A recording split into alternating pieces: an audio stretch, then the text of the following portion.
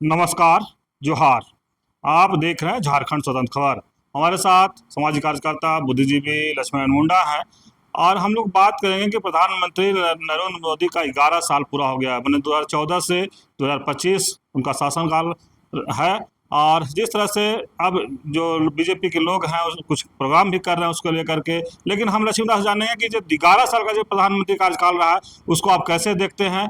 लेकिन जब चुनाव 2014 में जब आ रहे थे तो बहुत वादे भी किए थे कि 2 करोड़ रोजगार देंगे युवाओं का, आर्थिक मजबूत करेंगे, सामाजिक और आर्थिक तमाम बातों किए थे। और कहें कि झारखंड से भी बात करें कि 1.36 करोड़ जो कोयला का बाकी है उसको भी लोग मांग कर रहे हैं। तो हम जानेंगे कि तमाम जो बात है वो 11 साल के कार्यकाल को मोदी जी को कैसे देखते हैं। जोहार। जवाल मोदी जी का 11 साल के कार्यकाल को कैसे देख रहे हैं लोग? बीजेपी के लोग कई प्रोग्राम भी कर रहे हैं। देखिए, 2014 से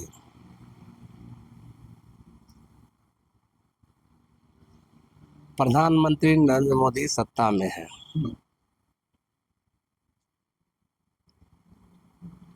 और अभी जो शासनकाल चल रही है इसका तीसरा टर्म है।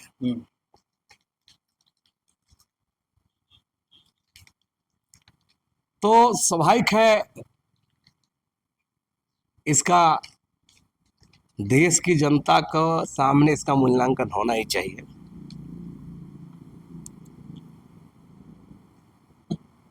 भाजपा के लोगों के, सरकार में शामिल लोगों के, उसके गठबंधन में शामिल लोगों के अपने अपने दावे हैं। विपक्ष के आलोचना करने में उसके अपने अपने दावे हैं।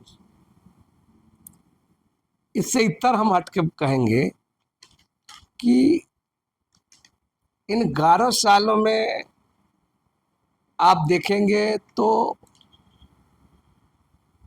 जिन मुद्दों को लेकर, जिन सपनों को दिखाकर, जिन विषयों को उभार कर और कांग्रेसी शासन काल के लंबे समय से जो उनका कामकाज है उस पर सवाल उठाकर भारतीय जनता पार्टी या नरेंद्र मोदी सत्ता में आई।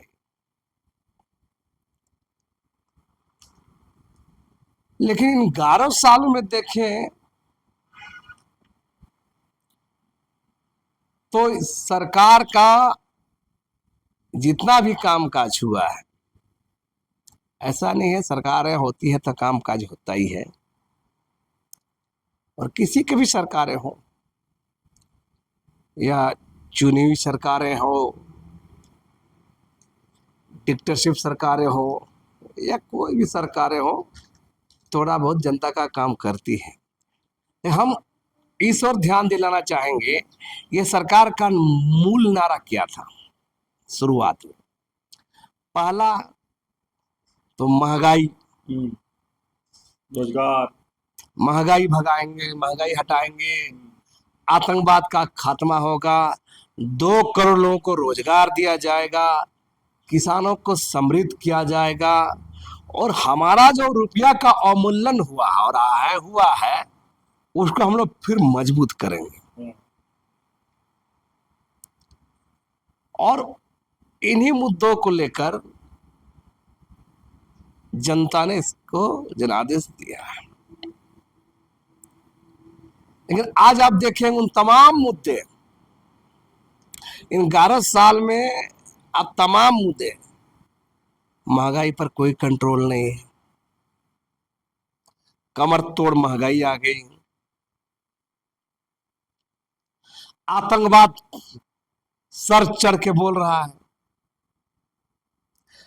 कालाधन आ नहीं रहा है, बेरोजगारी बढ़ रही है, प्रत्येक साल 2 करोड़ रोजगार देने वाला हवा हो गया, छोटी बड़ी 1.5-2 लाख फैक्ट्रियां बंद हो गई, नोटबंदी के चलते नोटबंदी हुआ, तो आप गौर कीजिएगा कि ये तमाम चीजें ये आज कहाँ है। और सबसे बड़ी बात है, इसके कार्यकाल में सबसे बड़ा हुआ जनता को कमर तोड़ महंगाई। जनता का पैसा जो बैंकों में था वो अपने कारपोरेट घरानों, पूंजीपति घरानों को फायदा पहुंचाने का काम किया। लाखों करोड़ रुपया उन लोग को रियायत दिया गया,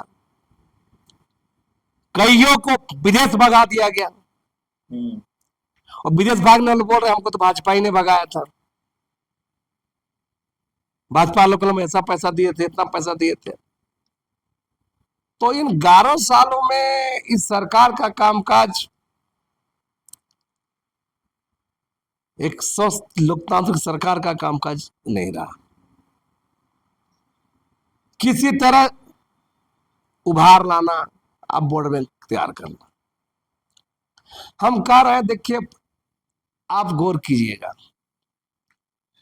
घटना एक से बढ़कर घटना हुआ। पुलवामा होगा, पहलगाम हो गया। तो आप गौर कीजिएगा ये घटना कैसे हो रही है, सवाल यहां खड़ा है। और जनता के बीच धर्म के नाम पर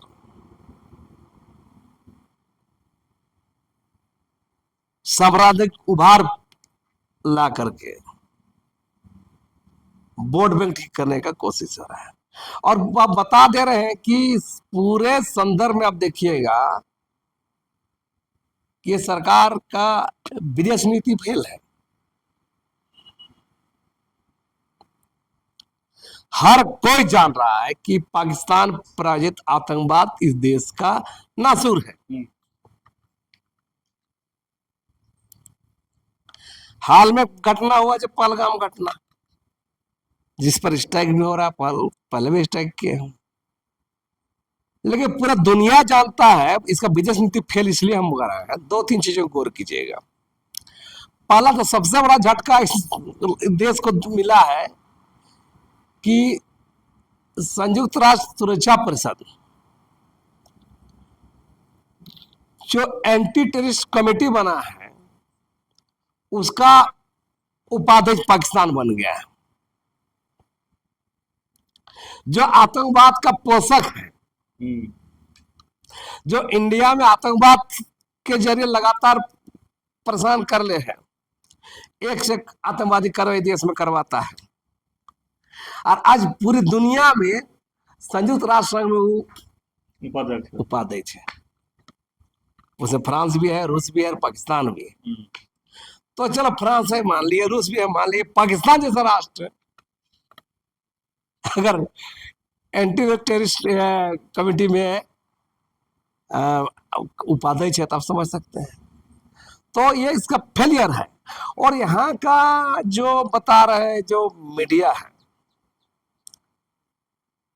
भाजपा को या नरेंद्र मोदी या मोदी और अमित शाह को लगता है कि यहाँ के जो पालतू मीडिया है, गोदी मीडिया है, जो टीवी चैनल है, जो अखबारें हैं, इनका भूमिका बिल्कुल ही मन देश हित में नहीं है। झूठों का एक चारण भाट का भूमिका रहता है। मैंने झूठों का मोदी का गुणगान करना, अमित शाह का गुणगान करना, भाजपा का गुणगान करना, उसकी सरकार का गुणगान करना, ये इन लोग का काम रह गया। एक भी एंकर, एक भी पत्रकार आप उठा लीजिए, ये सवाल क्यों नहीं किया जा रहा भाई?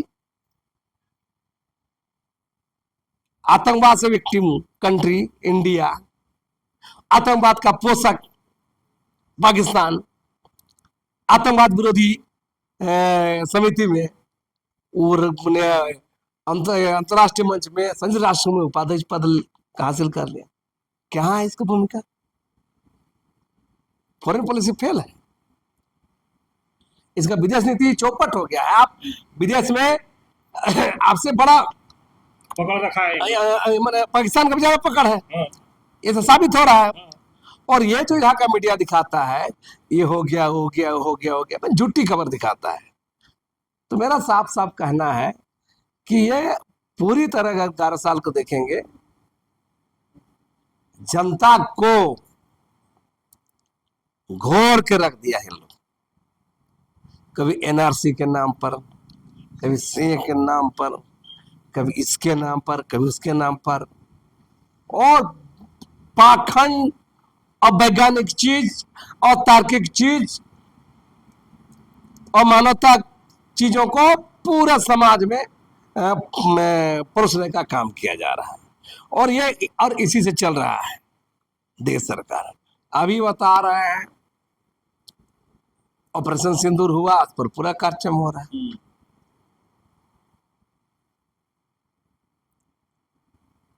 तो ऑपरेशन सिंदूर पहलगाम घटना में जो लोग शामिल थे, उन लोग को आज तक क्यों नहीं तलाशा गया? पुलवामा का घटना में जो उस पर आज भी क्लियर नहीं हुआ। ऐसा कई सारे घटनाएं हैं। और सबसे बड़ा बात है, वो डीएसपी पकड़ाया था देवेंद्र सिंह, उसको कहां लापता कर दिया जो आतंकवादी लोग ले जा रहा था। तो मेरा कहना है कि हर मामले में ये लफाज, झूठा, जुमलेबाज, घोटालेबाज, कारपेट घरानों का याराना इसका यही सच्चाई है। बाकी जनता झेल रहा है और बाकी लोग नाटक देखेंगे। लोग माने धर्म के नाम पर, जात के नाम पर, अभी ऑपरेशन सिंदूर के नाम पर सिंदूर देने का कार्य कर रहा है, उसमें भी बहुत बड़ा बवाल खड़ा हुआ। हाँ, तो मेरा कहना है कि झूठ और झूठ का फैक्ट्री है ये भारतीय जनता पार्टी का कामकाज, ये झूठ का फैक्ट्री है। अभी हम देख रहे हैं, कल ही हम लिखे थे 26 तक, मार्च 26 तक देश में नक्सलवाद का, उग्रवाद का सफाया हो जाएगा।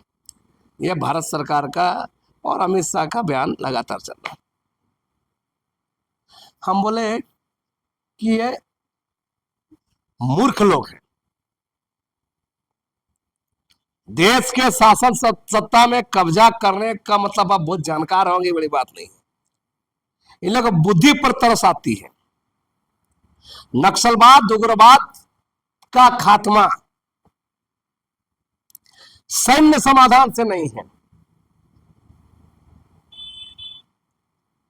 जब तक सामाजिक न्याय नहीं होगा, जब तक उनके मुद्दे जिंदे रहेंगे। आप नक्सलवाद, उग्रवाद को थोड़ा समय दबा दीजिएगा,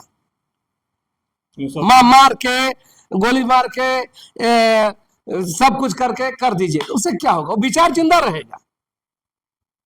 जब तक शोषण, जुल्म है,